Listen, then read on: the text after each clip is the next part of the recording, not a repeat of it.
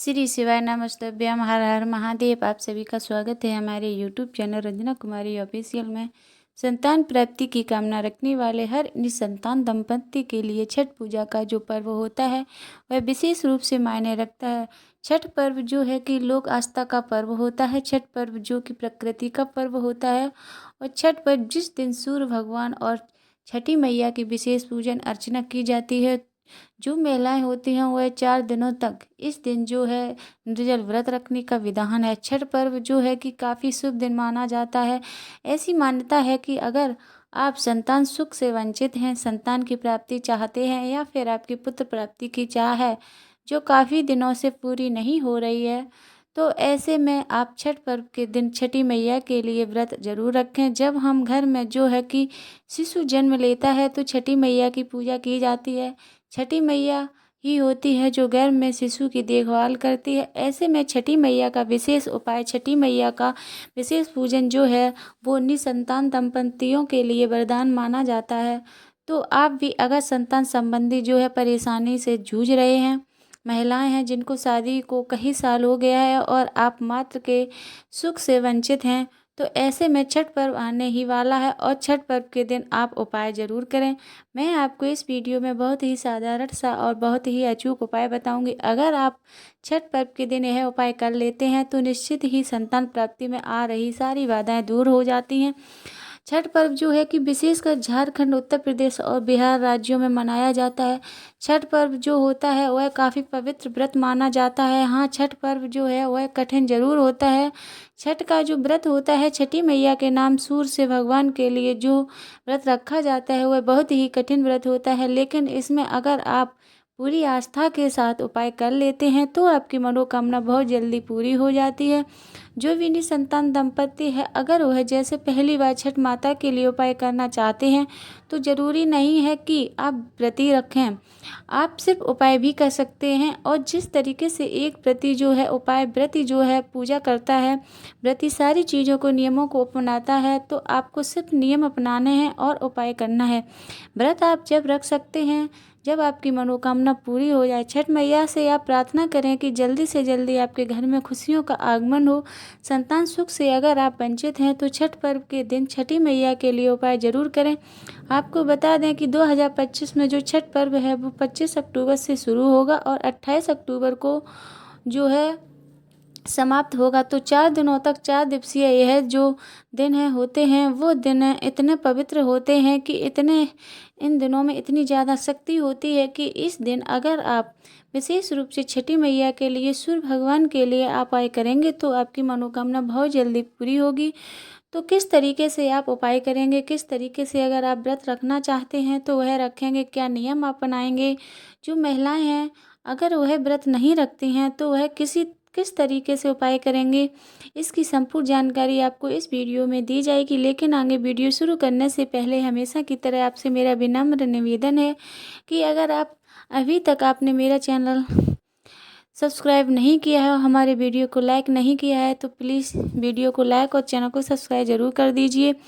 और comment box में जय छठी मैया जरूर लिखें, जिससे कि सूर्यदेव की कृपा और छठनी मैया की कृपा से आपकी सूनी गोद अति शीघ्र भरे। तो 25 तारीख को सबसे पहला जो दिन होगा वह नहाए खाए के दिन होता है। तो आपको जो है जैसे आपके घर के आसपास या आपके घर में जो भी हो जो है छठ का पर्व होता है, छठ का व्रत रखता है, तो उसी की तरह आप भी जो है नहाएं खाएं का नियम अपनाएं।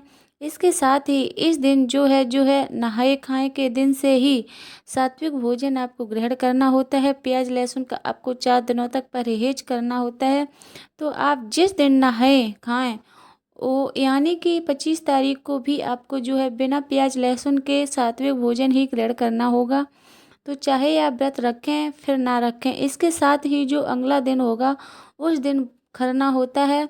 तो खरना में जो है आप महिलाएं दिन भर निर्जल उपवास रखती हैं और शाम को इस दिन गुड़ की जो खीर होती है उसका विशेष महत्व होता है। तो गुड़ की खीर आप थोड़ी सी बना लें या फिर गन्ने की रस में आप चावल पका लें।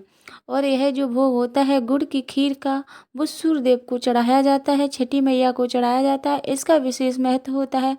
तो आप भी जो है चाहे व्रत रखें या ना रखें, आप थोड़ी सी गुड़ की जो खीर है वह ज़रूर बनाकर सूर्यदेव की इस दिन चढ़ा दें, छठी मैया को चढ़ा दें और छठी मैया से संतान प्राप्ति की आप कामना करें। इसके बाद में जो अगला दिन होता है यानी कि 27 तारीख को भी जो दिन होगा वो इस दिन जो है संध्या अर्घ्य दिया जाता है।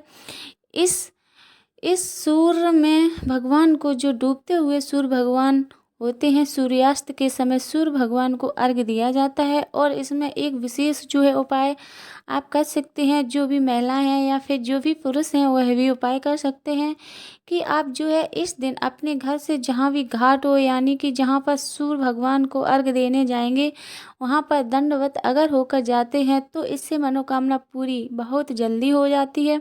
इसके साथ ही जब आप घाट पर पहुँचें तो सूर्य भगवान को आप इस दिन अर्घ्य जरूर दें। सूर्य भगवान को इस दिन जो है आप जो है अर्घ्य देंगे तो एक तांबे के लोटे से ही आपको अर्घ्य देना है और तांबे के लोटे में लाल फूल जरूर डालना है आपको। सूर्य भगवान को जब आप अर्घ्य देंगे छठी मैया को, सूर्य भगवान को, तो आपको संतान प्राप्ति की उस समय कामना करनी है।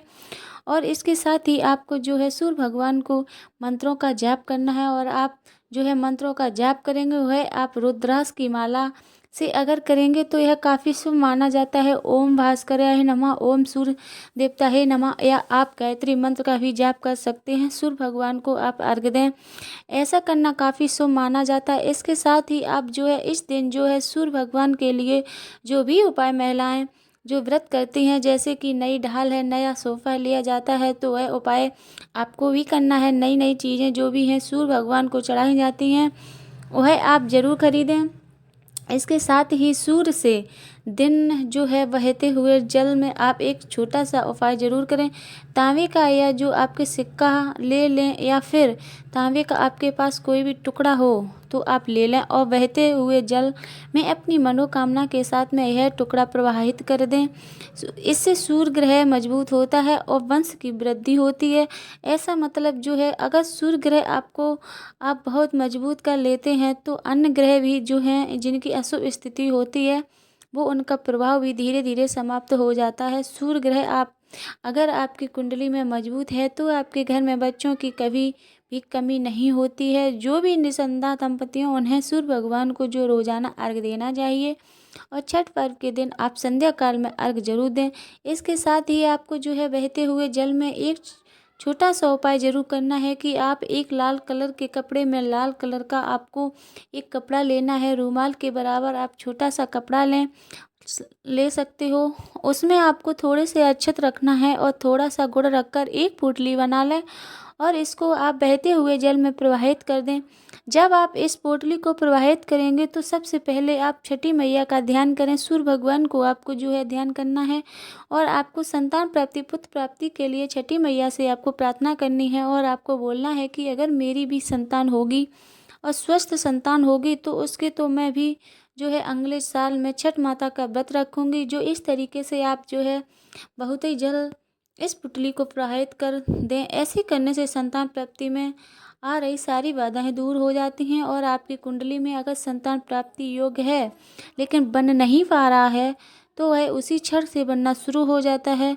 तो इसका उपाय आप जरूर करें। इसके साथ ही जो है छठ पर्व का पर्व होता है, इस दिन दान पुण्य का भी विशेष महत्व होता है। तो आपको जो है इस दिन गेहूं का दान जरूर करना चाहिए।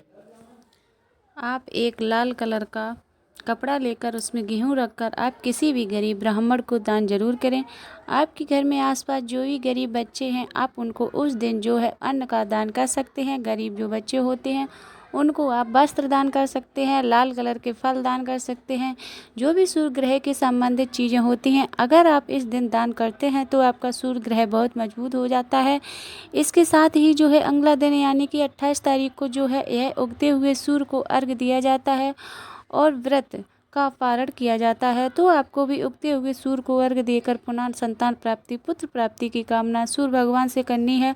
और इस दिन जिस तरीके से व्रती जो है पूजा पाठ करते हैं सारे ही उपाय आपको उसी तरीके से करना है। आपको जो सिंदूर भी अपनी नाक से शुरू करके मस्तक तक लगाना है। ऐसी मान्यता है कि छठ पर्व के दिन महिलाएं जितना लंबा सिंदूर लगाते हैं उतना ही पति की आयु लंबी होती है, सुख सौभाग्य की प्राप्ति होती है। तो आप सिंदूर इस दिन जरूर लगाएं। इसके साथ ही आप अपने घर पर भी सूर्य भगवान की तस्वीर और छठी मैया की तस्वीर लाकर भी पूजा कर सकते हैं। छठी मैया की पूजा इस दिन करने से संतान अगर है तो संतान सुखी रहती है और संतान नहीं है तो संतान प्राप्ति के योग भी बनना शुरू हो जाते हैं। तो इस दिन उपाय ज़रूर करें क्योंकि यह बहुत ही पवित्र दिन होता है। 25 तारीख से शुरू होगा, 28 तारीख तक चढ़ेगा, तो आप उपाय ज़रूर करें।